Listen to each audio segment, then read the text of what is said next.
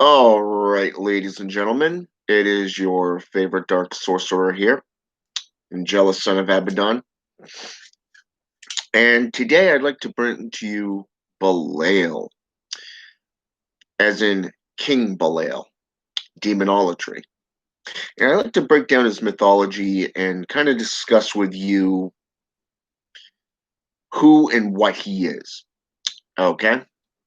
Because he has been throughout history associated with mundane things, he's been associated with political disasters, upheavals, to demonolatry, angelology, even to jinn magic.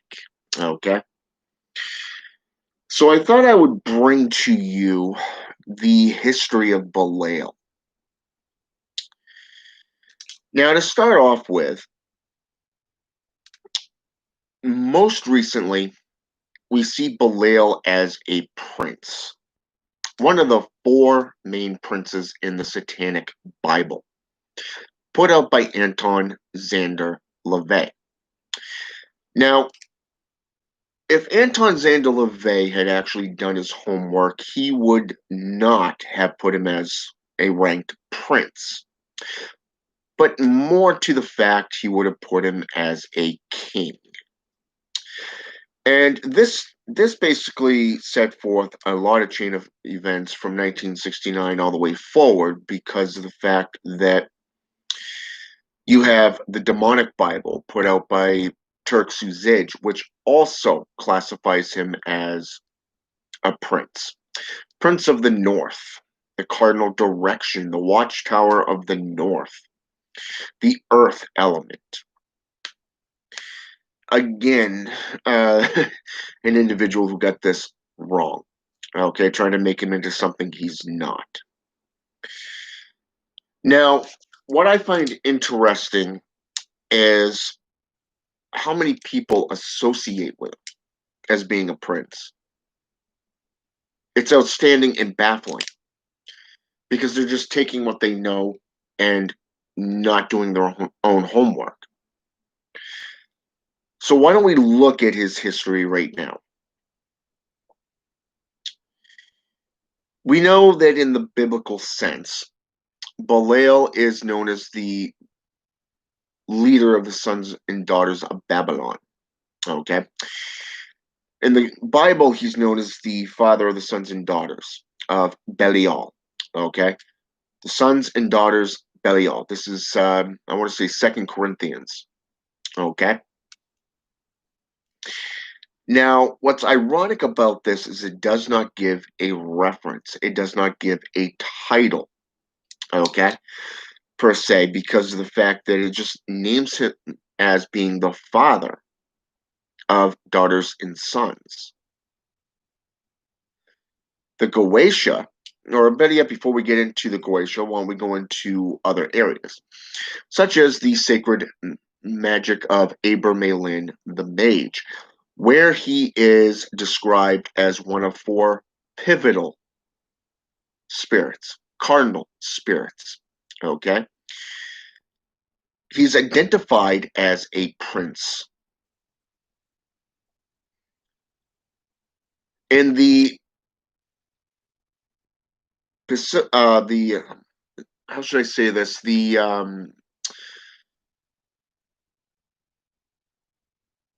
Bersadi, so Damien, I can never pronounce this word, but it's spelled Pseudomonarch.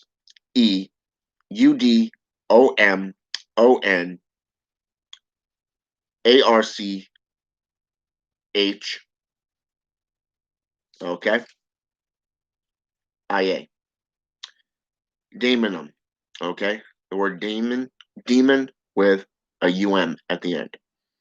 He is described as being associated with both Belith and Asmodee as a king.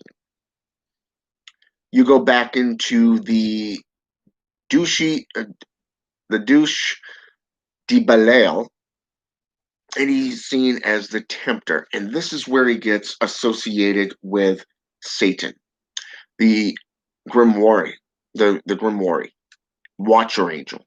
in the Hebrew sense, the adversary, the accuser, the tempter. Especially when you get into Jewish customs and Hebrew customs, and then you get into the Islamic traditions, and you get something completely different. Okay, you get the treatise of angel magic, where he's seen as the ambassador of Turkey. You have the Goetia, where he's seen as a king. You have the history of Belial going all the way back to Sanskrit, specifically the Qumran. 1 QM, okay? The scroll of Amran, to be precise, where he is said to be the leader of the sons and daughters of darkness. And I find it interesting that so many associate him as a prince, but most recently you got individuals such as E.A. Coetting, How to Become a Living God, going back into the Grimoire systems, associating him with the 9 demonic gatekeepers, the 9 infernal kings, which is true. He is actually one of the 9 Goetic kings. He's right up there with Paimon, Belith, Asmodee, Viney, Persian, Zagon, and Balaam. So, I mean, you consider the fact that he's put together with both Belith and Asmodee supports the fact that he was actually a king. Just like the fact that the Goetia refers to Belial as a king. Now, because of the treaties with angel magic, he was seen as an angel. This is actually supported by several other grimoires throughout the last couple thousand years, such as White's, okay, ceremonial magic, and his black arts, his black magic book. Then you see it again in the grimoire of Abramelin, not Abramelin, but the grimoire of Arbitel. Okay, you see it again when you get into demonolatry, especially nowadays that we have demonolators, practicing demonolators, such as S. Connolly.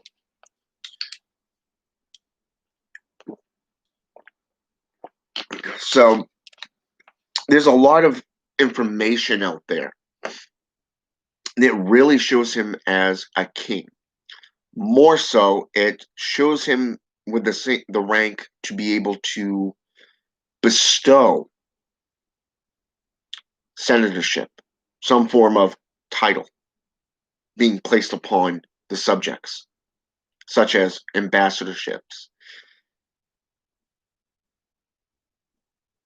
kingship, or whatever. Lionel and Patricia Fanthorpe wrote a book on demons and demonolatry that was actually associated with the Paranormal Activity movies. In the first one, the guy's laying in bed and he's looking through a book. Well, guess what? Belial is now associated with demonolatry. And this goes all the way back to the clavicle of Solomon, okay? The Goetia, the lesser key, to be precise, where he is said to be one of 3 angels, kings, magic ring of Solomon being connected to or enslaved to build his temple. The Bible really doesn't touch much on his history or his rank, as I said. It's more of he's the parent of the sons and daughters, the children of disobedience. His name literally goes into meaning worthless. Someone who's really not worth paying much attention to, especially from a biblical point of view, that perspective. But yet, in the same mannerism, in demonology, he's considered to be one of the greats, one of the most renowned and respected demons, demonic lords, a king. Even Reverend Cain, in his book, The Book of Kings, ranks him as one of the most respected, one of the most renowned, and beings who are willing to work with humanity. And that is something that's unique because this book came out within the last few years. But how far does his name actually go back? We know that it goes back to ancient Sanskrit. That's for damn sure. His name is found in the scroll of Amrin out of the Dead Sea Scrolls, the Qumran portion of it. And here he is said to be the leader of the opposition. Basically, he's the leader of the sons and daughters of darkness. And this actually supports the passage within the Bible to a point. And his opposition is not God. His opposition is not Jesus Christ. No. In the scroll of Amrin, his opposition is Michael, the leader of the sons and daughters of light. Very, very interesting how history changes by the stories of the victors. And we know that Christianity is dominated because of the fact that they had the numbers, the sheer numbers, and they had the willingness to use whatever means. Didn't mean if it was the government, it didn't mean if it was the legal system. They used it to establish this. And the scroll of Amrin really shows this to a T. The reason for that I bring up the Qumran is because of this. This one scroll has been associated with political upheaval, the rise and fall of empires. Think of it as The Art of War by Sun Tzu, if you think about it. But yet this came way, way before Sun Tzu. More so, it shows about the elements that can lead up to these disasters. Does it have something to do with spiritualism, or is it just physical? What do the names actually represent? And we know Michael today in Hebrew, which is what most of the JCI go by, means he who is like God. You go back 500 years to cuneiform. His name is no longer associated with the Hebrew variation, but more into the Pig Latin, where his name is associated with collector of souls. You go back all the way to Sanskrit, which is over 2,500 years ago, and his name literally translates into face of love. Belial has had numerous various different spellings to his name, just like Michael. Even though Michael is more of the more common used names today. You have Micah, Mikhail, Michael, Mike, Mikey. Okay? Whereas Belial, Belal, Belial, Belial with two L's at the end. You have Belial with a Y. And then you have just plain Belial. Hell, you get into Lilith, you have the same issue. Mephistopheles, even. Different spellings depending on the region and the usage of the name. So it's very important that you need to trace the deitas name back to its original sources. Because we know for a fact that in 550 BC, the church was restored by the last Roman emperor and was given full authority to limit idol worship, which is ironic since it was around that same time that beings like Marduk, or not Marduk, but Moloch, became associated with human sacrificing, child sacrificing even, when in fact it was just a big brass calf boiler for crematorium. That's all it was. Now you consider what humans have been doing to each other for hundreds of thousands of years. It should be no surprise because the stories are written by the victors.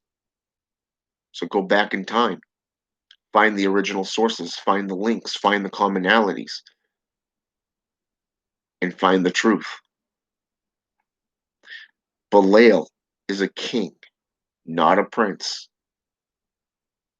He's able to give senatorships. And Astaroth is the ambassador for the United States of America, for the Americas, just like Belial is the ambassador to Turkey. And then you have Asmodee, who is another ambassador for Asia, and so forth and so forth. So you really have to understand how the fall of these beings and how their names change to begin to understand their representations. But most people today opt for the easy things. I'll just follow what I'm told, not do my own research. Pitiful, really, how lazy humanity has become. And then they wonder why things like these riots break out. Nobody wants to do their jobs. Nobody wants to take personal responsibility and accountability for how things have become. It's easy to sit there and go, well, Belial's known as the Dark One. He's known as the evil one, the vile one, he who has no master. Oh, well, he's just another name for Satan, just like Beelzebub, Lucifer. So you just want to take it from a biblical point of view. Anything not of their God is of Satan, therefore you are Satan. Yeah, well, I'm okay with that. I really am. I'll bring you the truth. You can believe it or you don't. That's up to you. All I can do is show you to the door. You have to be the one to walk through it.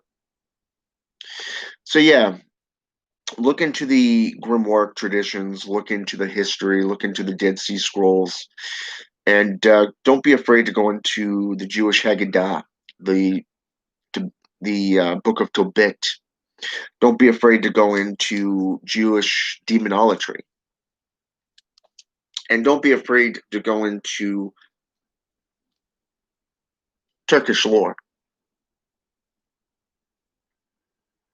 Don't be afraid to roll up your sleeves and get your hands dirty.